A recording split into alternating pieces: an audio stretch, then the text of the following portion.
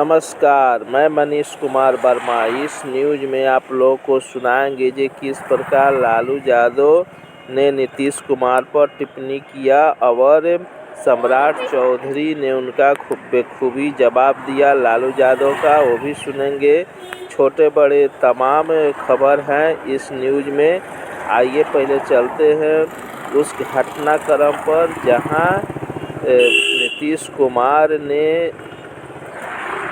यात्रा शुरू कर रहे हैं, उस पर लालू यादव ने क्या टिप्पणी किया उसको सुनिए। उसके जवाब में बोल रहे हैं आपको सम्राट चौधरी। लालू यादव ने बोला जे यह जा रहे हैं महिला से देखने में नहीं और आँख सेकने जा रहे हैं।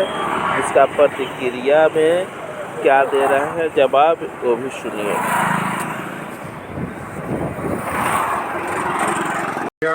अत्यंत ही दुर्भाग्यपूर्ण है। बिहार के लोकप्रिय मुख्यमंत्री नीतीश कुमार जी महिला से संवाद करने जा रहे हैं और जिस तरह का शब्दों का प्रयोग लालू प्रसाद जी ने किया है, ये बड़ा ही चिंता का विषय है कि पहले तो हम लोग ये समझते थे कि वो शारीरिक रूप से बीमार है, वो मानसिक रूप से बीमार हो गए हैं, उनको अब कोयलवर में इलाज कराने की आवश्यकता है। वहीं ये अगर लड़की पढ़ जाएगी तो जानते हैं लड़का और लड़की का जो होता है शादी, तो लड़कवा तो रोज लड़कियां के साथ रतवा में सुतवे न करता है।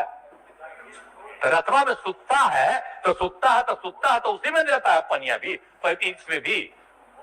उसी समय लड़की जो है कहती है कि ठीक है रात में करो, लेकिन अपना जो तुमको निकलने लगे तो बहरवा निकाल के बाहर फेंक दो। अरे सुनिए, तो यही करके सुना लड़की सब अब सबको समझा रही है। जरा जान लीजिए, लड़की सबको समझाती है कि अपने पति को चलिए ठीक है बैठिए ना फिर। अरे हम सबको याद के लिए करा रहे हैं इसी देखिए। आगे चलते हैं इस खबर में जो जिस प्रकार बांग्लादेश के आप लोग तो खबर जानते ही हैं, वहाँ से मौलाना का जो बयान आ रहा है बांग्लादेश का बोल रहा है जो किस प्रकार से 14 करोड़ मुस्लिम भारत को मिटा देंगे। इस पर भारत भी अपना तैयार है और एक्शन के लिए तैयार है। आप लोग जानते हैं जे किस प्रकार से तंग किया जा रहा है हिंदुओं को बांग्लादेश में। उसका स्पेशल मीटिंग बुलाया गया है। जिहाद जिहाद चारों तरफ से लग रहा है नारा, उसको जवाब देने के लिए देखिए किस प्रकार की यह घटना हो रही है। प्रधानमंत्री भी तैयार हैं अपना मीटिंग बुलाने के लिए। वहाँ के मौलानाओं को बयान से सभी दंग हैं और चकित है, आश्चर्यचकित है। एक विशेषज्ञ साजिद त्रार के तरफ से जो पाकिस्तान का है, उन्होंने बोला कि भारत को सावधान रहना होगा। भारत के दोनों बॉर्डर पर जिहाद जिहाद अल-जायदा जिहाद के नारे लग रहे हैं। भारत और बांग्लादेश के, क्योंकि भारत के सीमा दोनों तरफ जिहाद के नारे लग रहे हैं। बांग्लादेश ने पाकिस्तान से 40 टन RDX 28,000 उच्च तीव्रता वाला RDX मंगाई है और इसी के लिए उन्होंने सावधान रहने के लिए कहा है। और ज़रा तरार का सुने, एक मुस्लिम मौलाना है जिन्होंने धमकी दे रहे हैं इंडिया को, ये 10 इंडिया को मिटा देंगे और पूरा कब्जा कर लेंगे। आइए सुनिए किस प्रकार यह सजाद तरीर है जो पाकिस्तान के बांग्लादेश के मुसलमान हैं। आइए चलते हैं सांसद भवन, जहां पर एक सांसद ने संविधान को पर बोलते हुए कांग्रेस को आड़े हाथे लिया। देखिए किस प्रकार यह सांसद बोल रहे हैं और यह आपको कैसा लगा बताइए। आज में इसी, क्योंकि ये संविधान जो राहुल जी सब तरफ दिखाते हैं, शायद इसके 2 पन्ने भी खोलकर नहीं देखे। अगर आप इसका प्रीफेस देखेंगे, प्रीफेस किसने लिखा सर? सुप्रीम कोर्ट के वरिष्ठ अधिवक्ता गोपाल शंकर नारायण जी उन्होंने लिखते हैं, our constitution was crafted by the finest and most emancipated minds of the time and thankfully not directed by the confused Nehruvian social policy that guided successive governments। वो इनकी नेहरू की विचारधारा पर सवाल खड़ा करते हैं और उन्होंने लिखा कि जाइंट साहब B R. Ambedkar, P N. Rao, Sardar Patel, K M. Munshi, Alladi debate provisions to protect the basic freedom. उन्होंने श्रेय दिया है तो अम्बेडकर जी को, सरदार पटेल आगे। सर इसके अगले पन्ने पे क्या लिखते हैं गोपाल शंकर नारायण, और ये इन्हीं का ही है सर, मैं नहीं पढ़ रहा हूँ, जो हाउस में दिखाया। इसमें लिखा है, were it not for the strength of the document, Indira Gandhi would have been compelled to end the darkest episode in independent India by ending the emergency। यानी कि संविधान की ताकत थी जिन्होंने इंदिरा गांधी जी की इमरजेंसी को खत्म किया था, तो ये संविधान की ताकत थी। और ये आगे इसके अंदर लिखा है, राहुल जी जो आप लेकर घूमते हो, कभी खोल के पढ़ो तो सही, कभी पढ़ा भी नहीं आपने। और इसमें आगे लिखा है सर, आप चेयर को और ये अधिकार दिया है, चेयर को बोलो, माननीय सदस्य चेयर को। अध्यक्ष जी, ये जो राहुल जी कॉपी लेकर घूमते हैं, इसी पे लिखा है कि इंदिरा गांधी जी की यातनाएं और इमरजेंसी को खत्म किया, तो बाबा साहब अम्बेडकर के संविधान ने गरीब से गरीब व्यक्ति को उसका काम दिया।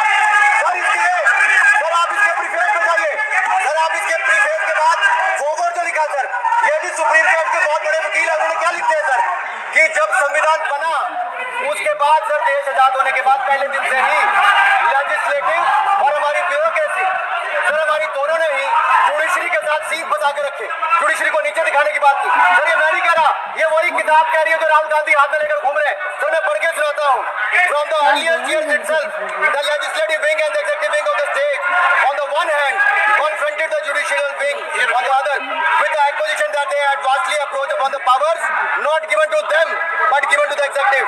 The then law minister on 28th October 1976 issued a strident warning to the Supreme Court, and I quote, sir मैं quote कर रहा हूँ, an atmosphere of the organization was not to be created by those whose duty it was to see that they did not encroach upon the field which did not legitimately belong to them। Nothing should be left undone now to ensure that such a situation did not recur। If even after the amendments confrontation continues, then I think it will be a bad day for the judiciary। ये कौन कह रहा है, उस समय के law minister कह रहे हैं, और क्या कहते हैं sir again, we are trying to save them from the temptation to intrude into the powers which do not belong to them। What we are doing today is not to save the people from the judges। ये कह रहे हैं, we are trying not to save the people from the judges but really enabling the judges to save them from themselves। This was said during the emergency which hit the nation like tsunami and brought about the realization the constitution could not be subverted। Sir अगर ये संविधान जो बाबा साहब अम्बेडकर ने दिया उसी ने देश को बचाया, राहुल जी कभी इसको पढ़कर देखिए, गांधी परिवार और कांग्रेस पार्टी का पूरा कारनामे इसके अंदर लिखेंगे, कैसे आपने धज्जियां उड़ाई है। तो एक दूसरा ये जो कहते हैं बीजेपी के लोगों को, सर ये मनगढ़ंत आरोप, सर ये अंगूठा काटने की बात करते हैं, इनके राज में सिखों के गले काटे गए, सिखों के कत्लेआम किया गया, सिखों के बाद दंगे सबसे ज्यादा हुए तो कांग्रेस के समय हुए, और आपको देश से माफी मांगनी है। अगर आज भी नहीं मांगेंगे तो संविधान जितना मर्जी जेब में डालिए, आप संविधान को जेब में लेकर घूमते सर, इन्होंने संविधान को साकार करने का काम किया है, इनको देश से माफी मांगनी चाहिए। मुझे आपका संरक्षण के लिए चाहिए था कि झूठे आरोप लगाने बंद करे। ये संविधान की रक्षा आपने कभी नहीं की, इमरजेंसी जैसा काल खंडा आया और संविधान को बार बार काट दिया, संशोधन किया, तो आपने और आपकी पार्टी ने किया। धन्यवाद सर। धन्यवाद। लेकिन न जनता के बीच जाने की हिम्मत है और न आलोचना सुनने।